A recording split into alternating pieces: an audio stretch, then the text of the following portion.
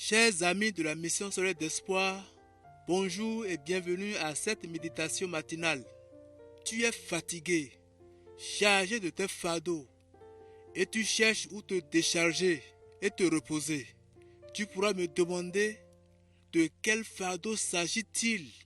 Il s'agit bien de tes problèmes, tes amertumes, ta souffrance sans solution, tes errances, ta recherche effrénée de la paix et de la joie et d'un bon épanouissement.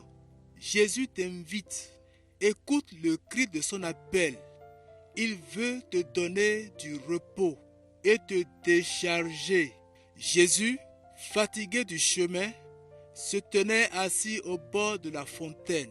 Jésus dit: venez à moi vous tous qui êtes fatigués et chargés, et je vous donnerai du repos. Matthieu 11, 28. La méditation de ce jour est titrée Jésus fatigué du chemin. Jésus, fatigué, était assis au bord d'une fontaine. Cette lassitude souligne bien que le Seigneur Jésus était un homme. Dans le corps qu'il a pris, il s'est mis au service des autres.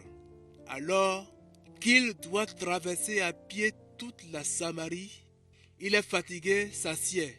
Pourtant, il était Dieu. Lorsque Satan tente Jésus, il cite la Bible. Il commandera à ses anges à ton sujet.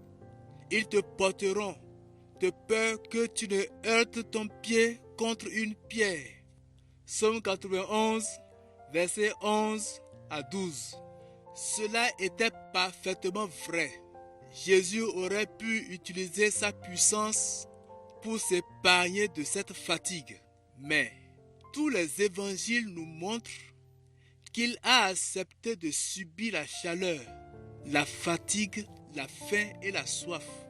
De plus, personne ne peut imaginer le poids du fardeau moral qu'il a porté toute sa vie sur la terre, alors que personne ne le comprenait véritablement pas. Mais il lisait sans cesse dans les cœurs de ceux qui l'entouraient la méchanceté, l'égoïsme, et il avait devant lui le moment où, sur la croix, il allait prendre tous nos péchés comme étant les siens. Jésus s'est anéanti lui-même pour devenir un homme. Il a souffert sur la terre.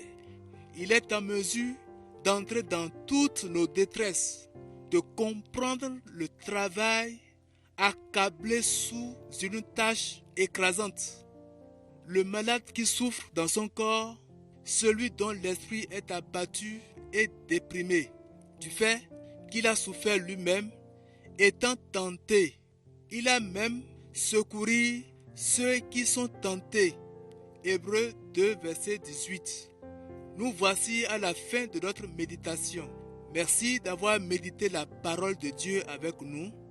Que cette parole puisse porter du fruit dans votre vie tout au long de cette journée et que le Dieu de grâce vous accompagne, vous bénisse. Nous vous donnons rendez-vous demain matin. Prions pour ceux qui ont différents fardeaux afin que Dieu les décharge et leur accorde le repos. Que Dieu vous bénisse. Shalom.